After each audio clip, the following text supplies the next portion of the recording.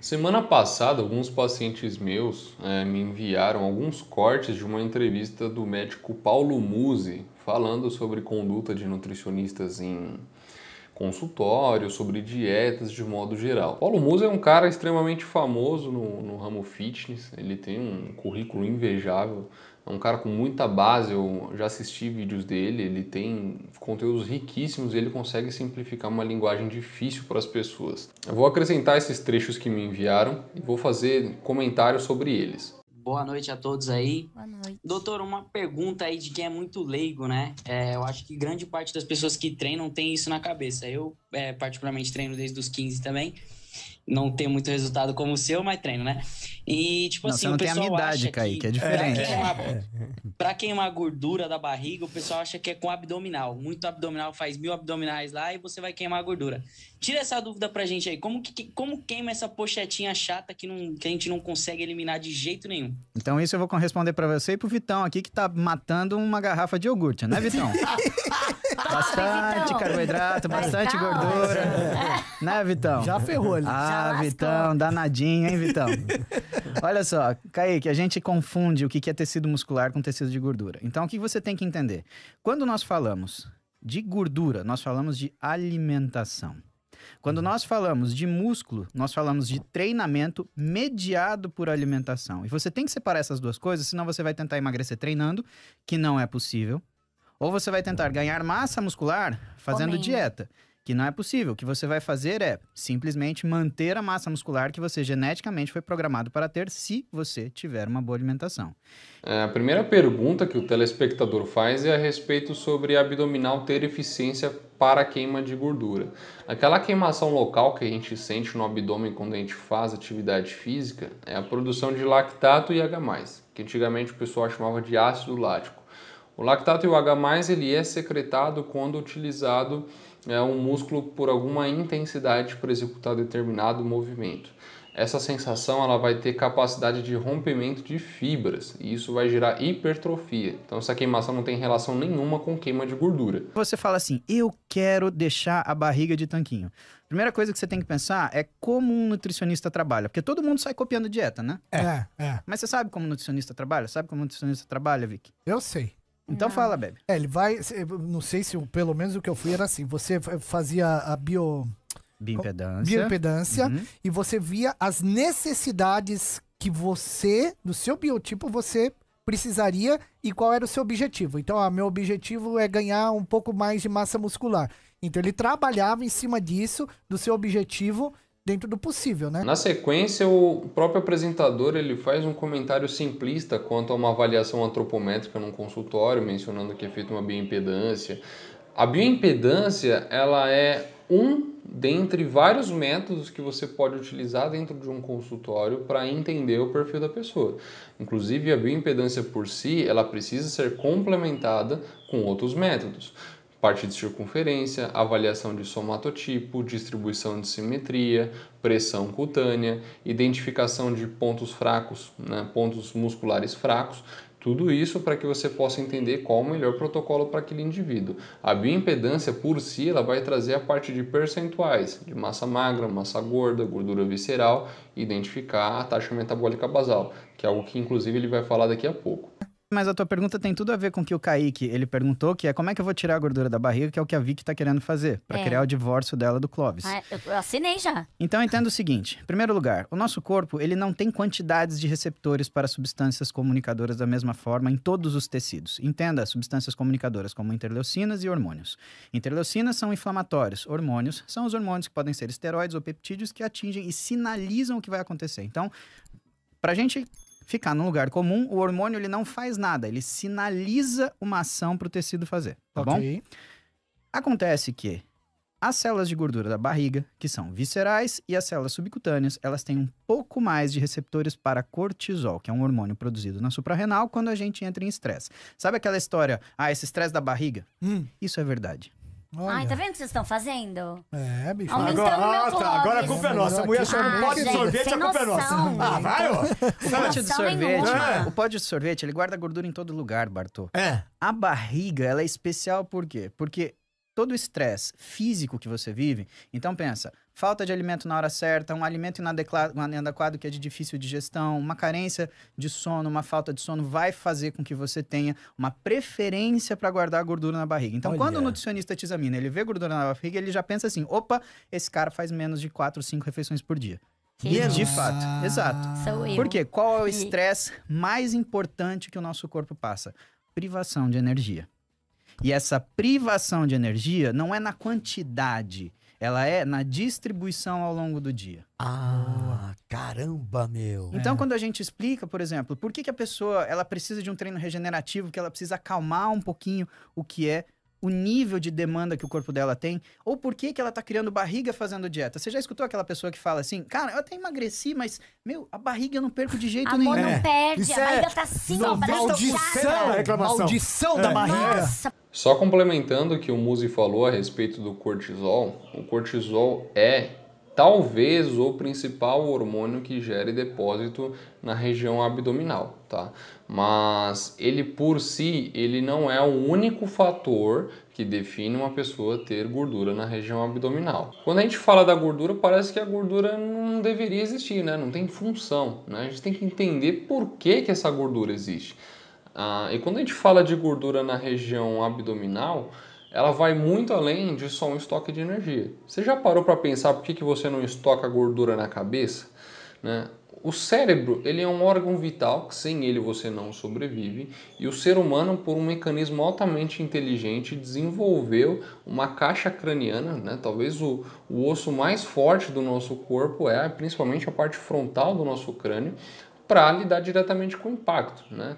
Nós somos uma espécie que precisou lidar com combate físico com outros animais na maior parte do seu tempo existencial. E além do cérebro, a gente tem outros órgãos que são vitais, o nosso intestino, o nosso fígado, o pâncreas, enfim, essa região que fica próxima à barriga. Só que, ao contrário do cérebro, que foi desenvolvido uma caixa craniana altamente desenvolvida, as nossas costelas basicamente só protegem as partes laterais do nosso dorso. Então, uma maneira alternativa, já que o corpo vai ter que estocar gordura pensando em reserva de energia, aproveitando, por que não deixar isso na frente dos seus órgãos vitais? Suponhamos que você fosse abocanhado por um leão e ele tivesse um dente de 20 centímetros. Se você tem 30 centímetros de gordura, isso já evitou uma perfuração no seu intestino. Né? Hoje talvez isso não tenha a menor necessidade, mas é uma informação genética que vem sendo carregada até os dias de hoje e que se hoje a gente está compartilhando essas informações é porque esse método lá atrás fez sentido e garantiu a sobrevivência da nossa espécie até os dias de hoje. E além do cortisol, existem outros fatores que favorecem o acúmulo de gordura na barriga. Né? A gente tem interleucinas 1, beta, pode falar da sua sensibilidade à insulina, a gente pode falar dos seus níveis de GF1, o quanto de testosterona livre você possui, hormônios tiroidianos. Então você vê que não é um único fator isolado que define o fato de você ter gordura na barriga. Isso além da predisposição genética. Se você tem uma família que tem um histórico de uma barriguinha, né, aquela famosa barriguinha de chope, você tem uma incidência muito grande de carregar essa informação consigo. Um nutricionista, quando ele faz a avaliação no paciente, ele faz a avaliação do que são a composição corporal desse paciente. Então, o que ele tem de gordura, o que ele tem de massa muscular. E ele faz uma avaliação do que é uma necessidade metabólica. Isso vai além do que o quanto eu preciso disso ou quanto eu preciso daquilo. Porque, na verdade, você vai programar isso daí. E como que o nutricionista faz isso? Principalmente, seu objetivo é ganhar massa muscular. Tá? Estamos discutindo massa muscular. Ganhar massa muscular não é fazer dieta restritiva. Todo mundo quer massa Tá? muscular, né? Pois é o que todo mundo quer, perder gordura e ganhar uma massinha, tá? Quando ele faz isso, quando ele faz a avaliação física, através de alguns cálculos, ele consegue determinar o que é o gasto metabólico basal, que é o quanto você queima de energia para sobreviver, e ele, com alguns outros cálculos, ele estabelece uma relação com o seu exercício para ele entender quanto ele tem que te fornecer de energia. Por que isso é importante? Pensa o seguinte, a gente gasta, só para pensar, da ordem de 30% do volume calórico total que nós consumimos no dia. Caramba, só pra pensar. Eu sei que você deve conhecer gente que gasta 5, mas vamos pular essa parte, vamos falar 30. Conheço um que gasta um. conheço um que é menos um. Todos conhecemos. Agora, o seu músculo tá aí no seu corpo, ele não tá paradinho. Ele tá sendo consumido e produzido, consumido e produzido. Porque o músculo, ele é um tecido vivo e ele está em constante renovação. Mesmo a gente parado? Sim. Cara. Quando você fala absoluta. Acabou a proteína do seu corpo, onde seu corpo vai pegar proteína? Exatamente. E sabe quanto que ele se renova todo dia? De 1 a 2%. Isso quer dizer que você, a cada 50 a 100 dias, tem uma musculatura completamente nova. Caramba. Então, quando eu falo isso pra você, você já entendeu o seguinte: qualquer treino que eu fizer vai demorar pelo menos 2 a 3 meses para eu ver um resultado de hipertrofia, que é o tempo que o seu tecido muscular demora para se renovar. Em 30 dias, quantas vezes você consegue treinar um segmento do corpo, por exemplo? Se você treina uma vez por semana, que nem o pessoal treina. Peitoral na segunda, dorsal na terça, ombro na quarta, perna na quinta, sexta-feira, braço. Você está treinando uma vez por semana, são 4 vezes por mês, em 3 meses você treinou 12 vezes. Pensa que com 12 treinos você muda o seu corpo. Olha como os números eles vão encaixando. Caramba, Tá? meu. Tudo vai encaixando. Menino do céu. E para o seu corpo fazer isso, ele gasta mais ou menos 20% do seu volume calórico total. Então pensa que para você pensar e fazer músculo, são 50% do seu volume calórico total. Outra coisa que ele fala aqui é sobre a TMB, a taxa metabólica basal. Cara, isso daqui é talvez a coisa mais importante, principalmente para quem quer emagrecer. Essa informação, sem ela, você vai entrar num efeito rebote muito fácil, você vai ter um efeito platô muito fácil, e essa informação, ela define o custo da sua existência, gente. Né? Eu já expliquei isso, já fiz palestra explicando sobre isso, o quanto a TMB ela é importante. O que é a TMB, gente? É o custo da sua existência, ponto.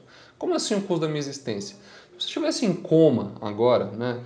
Quando eu falo, por que eu estou usando o exemplo do coma? Porque no coma você não vai ter atividade energética nenhuma, você não vai levantar até o braço, você não vai abrir a boca, você não vai fazer nada, você só vai ter atividade vital, ou seja, o seu cérebro, o seu coração, o seu fígado, os seus rins, suas glândulas, ou seja, você está inconsciente, mas o seu corpo está vivo ali. Então, se hoje você estivesse em coma, você gastaria, sei lá, por exemplo, 1.500 calorias. Né? Isso daí representa, para uma pessoa sedenta, 75% do gasto dela. Então, olha como é difícil uma pessoa sedenta conseguir um emagrecimento. Porque o gasto total delas, vamos supor que seja 2.300 calorias e o basal dela é 1.500, ele tem que estar acima do que ele precisa para existir e abaixo do que ele gasta com o dia a dia. Então, o emagrecimento saudável que respeita os limites do seu corpo e não te proporciona nenhuma consequência para você sustentar esse resultado lá na frente, porque você não apresentou nenhum cenário de risco para a sua sobrevivência, esse é o melhor perfil para você alcançar o seu melhor resultado. Bartô. Eu quero fazer uma pergunta fora de todo esse lance de academia e tal, porque é o seguinte... Se eu souber. Não, com certeza vai saber, não tenha dúvida disso. A alimentação do brasileiro, no geral, ela é muito ruim. Ela é muito ruim. Quando você entra no mercado, você não consegue ver nada saudável. Só tem uma pancada de porcaria.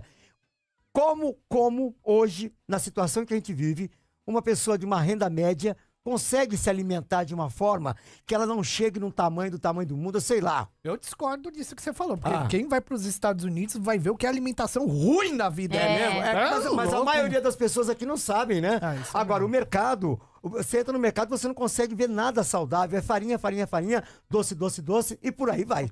A alimentação do brasileiro clássica é uma das mais saudáveis do mundo. Arroz e feijão tem uma quantidade de proteína muito boa aqui. Assim, é muito interessante que a gente tenha carnes, aves, ovos na mesa. Mas assim, se você tivesse numa situação de necessidade, vamos pegar, por exemplo, a Alemanha. A Alemanha tem batata, o Brasil tem arroz e feijão. Arroz e Exato. feijão é riquíssimo em termos de nutrientes. Ferro, O que tudo. acontece, Bartô, é que a alimentação do brasileiro, ela tem tido cada vez mais a opção dos alimentos ultraprocessados e hiperpalatáveis. Se você for conversar com um nutricionista, o que ele vai falar para você? Ele vai falar que quando você tem uma quantidade de dinheiro que você vai fazer a sua escolha de compra no mercado, tudo que é baseado em gordura e carboidrato é barato. Vai comprar proteína. Tirando o tomate, né? Porque Tá É. 10 conto o quilo, paguei Não. Tá ontem. caro, né, meu? Ah, Tá caro. caro. Pô, eu Eu tô pagava isso no trocando, Cristo Mole, cara. eu entro nos aplicativos e dou um tomate pro cara. Ó, pra que pago? Eu já pergunto Meu quanto lanche. tomate custa. A alimentação do brasileiro, então, tá cada dia pior. Por conta de escolha. E por quê? Porque é a questão da informação, Bebe. As pessoas, elas pegaram a informação e elas não estão sabendo lidar com elas. Por que a alimentação nos Estados Unidos é ruim? E que você tem razão e, ao mesmo tempo, nem toda razão assim. Eu, por exemplo, faço dieta lá muito mais fácil que aqui.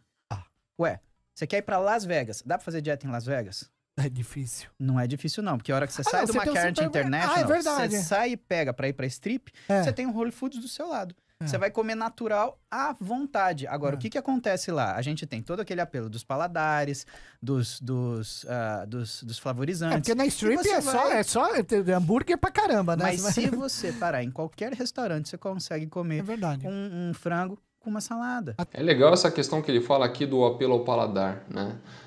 Eu já fiz um vídeo falando também o quanto isso tem relação com a procrastinação, né? E também eu costumo mencionar muito nas minhas consultas que a nutrição ela é dividida em 3 pilares. A nutrição pela nutrição, o que é isso? É você ter entendimento que a comida tem uma função dentro do seu organismo. Depois a gente vai falar da comida pela socialização, né? É natural que a gente vá utilizar a comida para confraternizar, né? Uma ceia de Natal, sei lá, às vezes o pessoal pede uma cerveja não pela cerveja, mas porque é um gatilho para tirar os amigos de dentro de casa para conseguir reunir ali aquelas pessoas. E aí tem uma terceira pilastra aqui, que essa é muito relativa. Essa é que você tem que tomar o máximo de cuidado possível, que é a comida pelo efeito de recompensa. Então, tô feliz, vou comer. Tô triste, vou comer. Fui promovido, vou comer. Tô de folga, vou comer. Ou seja, a comida virou um ansiolítico, virou remédio para você se sentir bem. Tá no cheesecake, todo lugar. Você consegue. Todos seu os comidinha. lugares lá, eles se prepararam para isso. É. Então, você tem isso. No Brasil, você não tem isso em todos os restaurantes, um menu, entre aspas, light. Até porque não é um menu light, né? Aí, de novo, né? Por que é difícil? O que o nutricionista ele te entrega quando ele vai fazer uma dieta? Isso é um grande desafio, de fato. Fora que muitas pessoas possuem estilos de vida, né? Então tem restrições alimentares com bases religiosas, às vezes com bases ideológicas, e para o nutricionista é um desafio, né? A gente encaixar métodos científicos dentro da visão de mundo da pessoa. E a gente tem que respeitar isso. Ele entrega para você uma opção em que você tenha bastante comida, mas pouca caloria. O que todo mundo fala quando vai no nutricionista e ele prepara uma dieta? Fala assim, nossa, eu tô comendo demais, eu vou engordar. Então, é porque antes você comia uma coisa que era um pouquinho assim e tinha um caminhão de caloria assim. E você passa a comer um caminhão de comida assim que tem uma caloria desse tamaninho. Essa relação que ele fala sobre alimentos e volume, isso é muito interessante também, né? Porque a gente tende a acreditar que as calorias de um alimento estão muito associadas ao peso daquele alimento ou ao volume daquele alimento, né? É muito engraçado porque quando a gente fala, por exemplo, de um salgadinho de polvilho é levinho, né? Você fala, isso aqui não deve ter tanta caloria, é leve, né? Se você for pegar uma embalagem, sei lá, de 200 gramas, né, que é super leve, você está falando de quase 600 calorias. Né? Em contrapartida, se você pegar um punhado de amendoim, né, que não é muita coisa, você está falando ali de 250 calorias. Então, entender que o peso e o volume do alimento não tem relação direta com o valor energético também é importante. E aí eu preciso, inclusive, fazer um vídeo explicando para vocês sobre a importância de entender rótulos nutricionais, entender o que é um produto diet, o que é um produto light, para você não sair enganado na hora de comprar seus alimentos. Mas aí a gente olha na rede social, fruta engorda, fruta vai te matar. Fruta vai dar. A última que eu escutei é que fruta dava hepatite. Ah, que isso. Pelo amor de Deus. Não, você vai ter hepatite por causa de fruta, por causa da frutose da fruta. Você é doido, Gente, o grande problema hoje é que as pessoas elas buscam informação e essa informação ela não tem uma curadoria para isso. Então, ela encontra aquelas soluções mágicas. Tudo é low carb. Depois tudo é jejum. Depois tudo é dieta da proteína. É os extremos. Ou são modismos, Bartô? Porque é muito mais fácil você encarar um modismo e criar uma regra rígida, mesmo que ela seja árdua, do que você trabalhar com inteligência e programação. Por que o que leva uma pessoa a ter dificuldade de fazer uma dieta? Não é você não gostar da comida, é a logística que você precisa para conseguir consumi-la. E que no final ele fala sobre algo super interessante, que é essa questão das dietas da moda, né? Um dos fatos de acompanhar meus pacientes, né, fazer reavaliações pelo menos uma vez ao mês, é justamente porque na nutrição tudo funciona até parar de funcionar. Né? O pessoal chega, dieta cetogênica funciona? Funciona, mas vai parar de funcionar. O seu corpo ele precisa se adaptar à realidade que você está apresentando para ele que ele possa sustentar. Quando a gente fala de estoque de gordura, gente, isso não é só uma questão estética, tá? Isso tem um fundamento fisiológico, tá? E a partir do momento que você desgasta, você satura vias metabólicas no seu organismo por meio de um estilo de vida, é natural que o seu corpo vá se adaptar para sustentar essa realidade que você está apresentando para ele. E essa questão da logística que ele menciona é muito interessante, né? Eu também já mencionei em outros vídeos o quanto a gente sabota o nosso tempo. Cara, é engraçado, a gente pergunta para as pessoas, elas sempre vão dizer que não tem tempo, né? Ah, por que você não fez? Ah, porque eu estava sem tempo. Eu fiz um vídeo mencionando isso e eu tenho algumas estratégias também para a gente otimizar tempo, né? Eu sempre dou essa estratégia para alguns pacientes meus porque a praticidade passou a ser um vício, né? Ela não é uma necessidade, ela virou um vício. Eu já também expliquei isso em outros vídeos, do quanto a gente nos sabota na otimização do tempo para conseguir lidar com a cozinha. Costumo também dizer que dieta e praticidade são duas coisas que não combinam, a não ser que você seja muito rico, porque aí você vai conseguir sustentar seu estilo de vida por meio de suplementação, marmita fitness, né? Você manda, enfim, a comida vai estar pronta para você a qualquer momento. Mas falando do senso comum, falando das pessoas de modo geral, essas pessoas não podem se apegar à praticidade quando for tratar de dieta. Claro que uma ou duas refeições do dia onde ela está num momento um pouco mais corrido é necessário a gente utilizar algumas estratégias. Agora, a dieta em si, ela completa por todo, vai depender em algum momento de você ir na cozinha preparar seus alimentos, de fazer um mise en place, de você preparar suas marmitas, deixá-las congeladas, tá? Então existem diversos métodos aí, diversas estratégias que podem ser utilizadas para te manter dentro do eixo da dieta. Mas a praticidade costuma ser inimiga aí quando se trata de dieta. Cara, esses pontos aqui eram os que eu queria mencionar. Eu achei essa entrevista sensacional, né? É muito normal, digamos assim, de médicos, principalmente ele, com tamanho conceito de às vezes entrar em combate com outras áreas, né? Profissionais aí que subestimam outras áreas, que subestimam a fisioterapia, que subestimam a nutrição, que subestimam a educação física. Gente, essas áreas são tão importantes que a própria medicina não consegue carregar todas elas no seu próprio currículo, né? A gente desmembrou tudo isso em outras faculdades porque é muito específico para você lidar com uma determinada área, né? Então, eu não tenho a capacidade de falar de biomecânica quanto um educador físico, né? Quanto um fisioterapeuta, assim como eu não vou ter uma capacidade de lidar com uma bioquímica tão avançada quanto um médico. Então, todas as suas áreas têm sim a sua importância e o Paulo Musi nesse vídeo ele demonstrou uma humildade muito grande e com exemplos muito comuns aqui para ilustrar como funciona o cenário de um consultório, da nutrição e do quanto nutrição não tem a ver somente com proteína, com carboidrato, com gorduras. Ah, vou tomar esse shake, vou cortar calorias. Você vê que o assunto é muito mais complexo, né? Você não precisaria fazer uma faculdade de 4, 5 anos aí para aprender uma coisa tão simples assim, né? Então, eu achei muito bacana porque isso enriquece muito a área da nutrição. Eu acho inclusive que as pessoas poderiam antecipar a sua ida a um nutricionista, né? Por que antecipar? Porque dieta é a única coisa que a gente, por via obrigatória, em algum momento a gente vai ter que fazer na vida. Seja porque você, de maneira opcional, por uma questão estética, teve que procurar, ou porque a conta chegou, né? Alguma coisa você vai ter que, por algum desses dois caminhos, você vai ter que decidir procurar um profissional, tá certo? Então, eu gostei muito dessa entrevista, tá? Esses eram os pontos que eu gostaria de deixar aqui claros, né?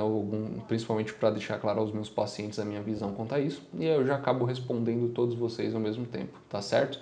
Espero que vocês tenham gostado. Para as pessoas interessadas em um acompanhamento nutricional personalizado, meu site é www.nutricionistabrunoaraújo.com e vou deixar na descrição também minhas redes sociais.